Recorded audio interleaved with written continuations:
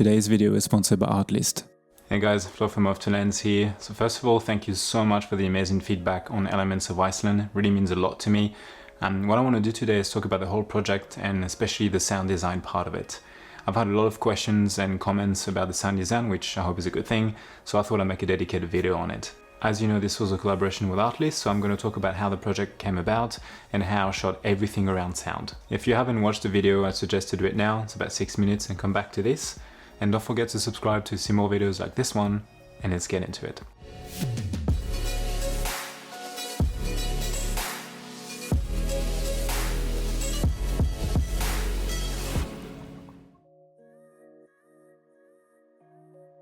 So a few months ago, Artlist reached out to me to do another collab. We've been working together for about 2 or 3 years now. They're really nice people, but I didn't want to make another traditional sponsored / YouTube video. I had this idea to go to Iceland already to capture content, so I thought I could come up with a cool concept that would work with Artlist as well. As you probably know already, I've talked about it on the channel, but Artlist is a place where you can get music and sound effects for your video. So I had this idea to create a video in Iceland using only SFX and music from Artlist for the whole video. And I thought this would be a better way to explain what Artlist is and show you what you can do rather than just talk about it in front of the camera. Having visited Iceland a few years back in 2015, I had already made a traditional travel video, so this time I really wanted to do something different and focus on the landscapes and the elements of Iceland. Basically capturing everything that would be enhanced by sound. That meant concentrating on the elements such as water, fire or lava, ice, wind, etc. and with the least human interaction possible. I wanted to create an immersive experience for the viewer to transport you there and to make you feel what I felt and experienced during that week in Iceland. When it comes to the elements and the weather, Iceland pretty much has it all, which is a perfect location to shoot a video like this. So now let's dive into the actual sound design part. Just so you know, I didn't use any mics at all for this video. So I did have a Rode mic with me that I didn't use.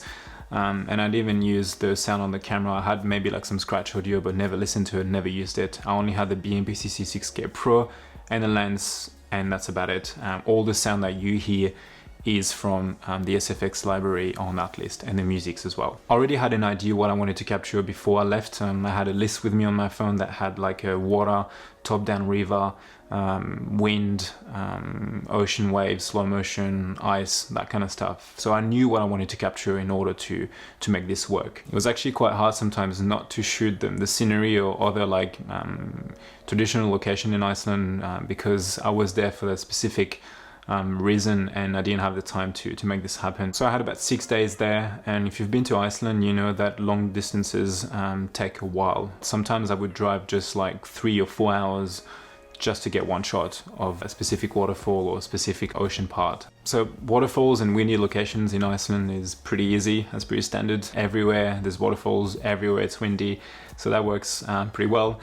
Ice wasn't too much of an issue to find. Jökulsárlón, for example, or Fjallasárlón, or locations like Skaftafell National Park, there's ice like everywhere. But the problem was the weather at the time of capturing those sequences. Because the BMPCC 6K Pro is not weather sealed, I had to keep that in mind as well. So even though the shots looked clear, there's actually quite a lot of rain sometimes, so I had to like put the camera away, cover the camera and that kind of stuff. The ocean was a tricky one. Obviously there's ocean like in a lot of places in Iceland, but I had to be close enough to justify the use of sound design, but far enough not to be drenched or not to be, you know, like with my feet in water or have the camera at risk of getting sprayed with salt water. So that was a tricky part, and I got really lucky on my last day actually in Vik. That was one of my top locations for ocean and to get the waves, but I got there and the weather was calm on the beach, but the ocean was still quite wild, which was perfect. And of course the volcano. Before I left, I told myself that if I was to get a couple of shots from the volcano, that would be a bonus, that would be amazing.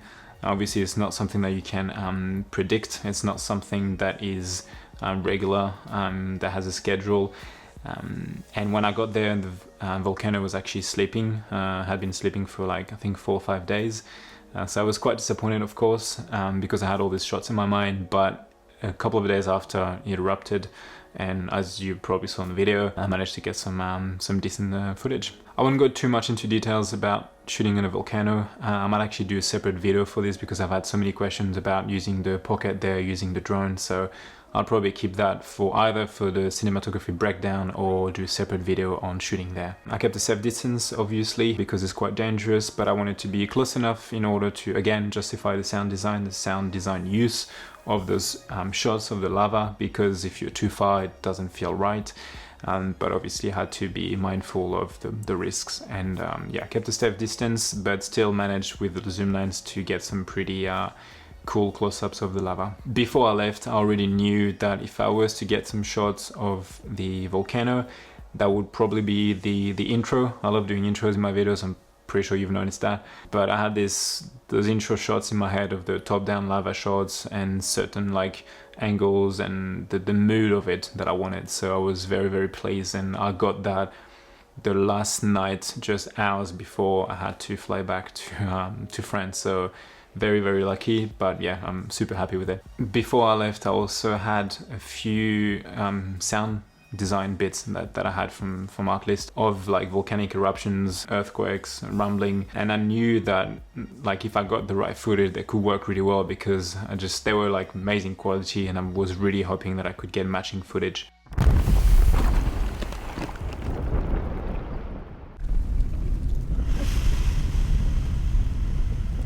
When I got home, I spent 2 days looking at all the footage from Iceland. I thought I didn't shoot that much because I was just going to a location, get a couple of clips, leave, drive to another one, get a couple of clips, and I thought that I had maybe like 150 shots, and I came back with like 400 shots plus. So I was really surprised, and it took me 2 days to review the whole thing, and it took me about a full day to go through all the library on Artlist, which is great. They've got lots of choice, maybe too much, but it took me like full day just to go through the SFX libraries to find the sound bits that I liked and that would work well with the video. And I ended up with about 46 to 50 clips in my collection for Iceland. I put aside sounds of lava, ice, volcanic eruptions, like I said, ocean, waves, wind, leaves, anything like that, just air, like ambience. It's not just about the quality, and you need to find the right sound design as well. Like it's about the length, it's about the type of sound, like how far away it sounds, and you need to try a few like per clip to find the right intensity for the ocean, the right cracking for the ice, and that takes a very long time.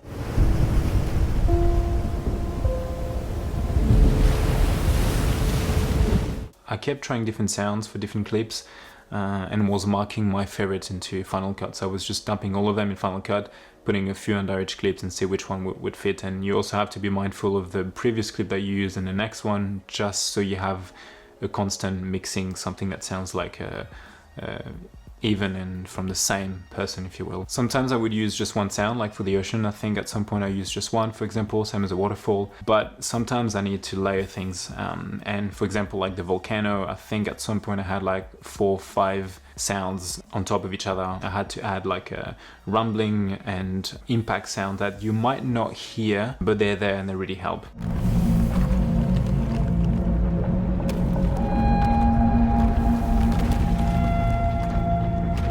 I also did leave some quiet gaps in the video.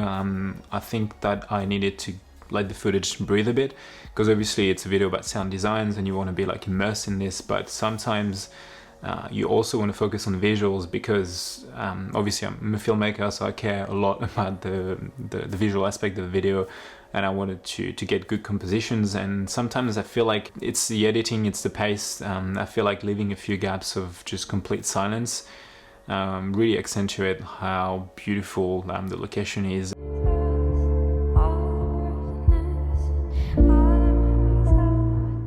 I would also make sure to adjust the levels within the sequences. So what I mean is, like, for example, when I was shooting a waterfall like Skogafoss, even if I was using similar sounds, I wanted the far away shots to sound far away and the close-up shots to sound close. So I would like change the levels on each clip. So even if it was the same sound, I was kind of like dipping the sound or like raising the level if I was closer, just to have that believable feeling. Because when you're on location, if you're far away and the closer you get, the louder it gets. So I was trying to do that as well, just to have some change. So when the viewer is watching this, it looks like the sound, it sounds like the sound that you're using is the right one, or the one that was captured on location, which is the whole point of sound design. You don't want it to be, it'll be like editing, you don't want it to be distracting. You don't want the viewer to be like, oh, that's sound design, that doesn't feel right. So I spent like hours just going back through the whole video and make sure that this cracking sound was the right level, that this wave was the right impact, that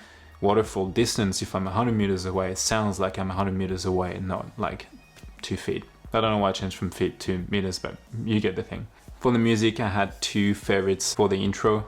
As I said, I love doing intros, and I had 2 choices that I had put aside like a few months ago for different projects, and I knew I wanted something dark. I knew if I was to get some footage from the volcano, like I said, that would be it, probably in the intro. And the music that I picked has this almost like metallic sound to it, and I really like it, and I've used it too, and once I've listened to that one, I just had it in my head like the whole day, and I was like, this is it. Like, it's just like for a minute or so, but if it starts like this, it kind of set the tone, and I was really pleased that it works perfectly with the footage in terms of like pace and in terms of like how serious it is.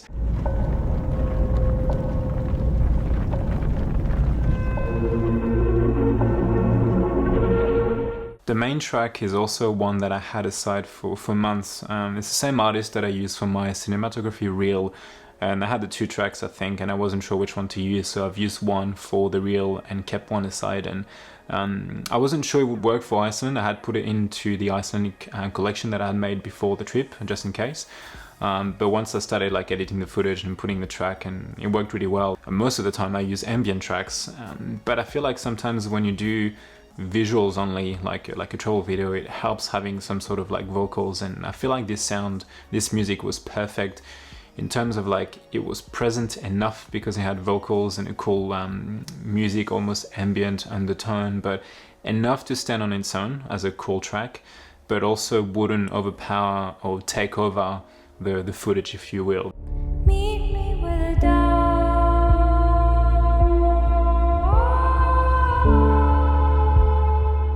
And I don't know how you guys edit your videos, but for me, I always have tracks in my head. I always listen to music, and I shoot sometimes with music and edits in my head already, which helps a lot. And now a quick word about Artlist. Obviously this is a whole collaboration with Artlist, but I thought I'd just tell you a little bit more about it if you don't know. So basically it's a place where you get your musics and your SFX, and I keep repeating myself, but there's no way I would tell you guys to use something that I didn't use myself. I've been using them for 3 years on YouTube videos, documentaries, travel. I recommend this to my friends or to anyone that I know that's trying to get into filmmaking or YouTube. For years I used to use the SFX library on Final Cut, and that was fine for a while, but I kept having to buy little like collections of ambient sounds and like undertones and room tones and that kind of stuff. And having that with Artlist now, being able to get musics and SFX is just such a cool package. So whether it's for the musics or the SFX, there's huge selection to choose from. They keep adding stuff as well. And if you're serious about music licensing or doing YouTube or filmmaking, then I definitely recommend you check them out. There's a link in the description to get an extra 2 months on your subscription if you subscribe now. So yeah, just let me know if you do. And to circle back to sound design, I'm not an audio guy. I actually hate audio stuff, like it freaks me out.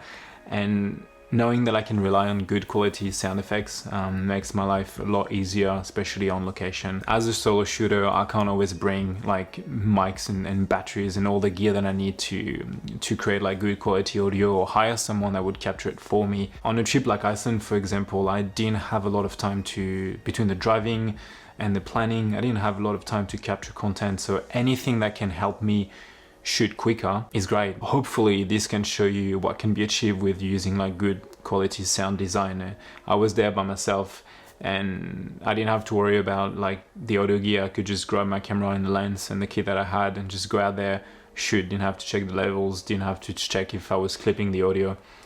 Speaking of audio, I hope that you're not hearing my son Finn is just over 2 months now, so it's kind of like how to do these videos. I've got like sound panels and stuff, but yeah.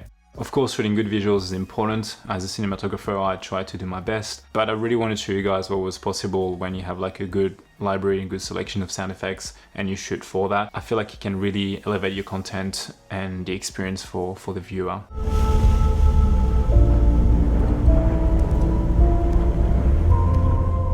That's it for me for today, guys. Hopefully you found this video helpful. Don't hesitate to reach out to me on Instagram or YouTube or anywhere if you have more questions about sound designs or Iceland or anything in general.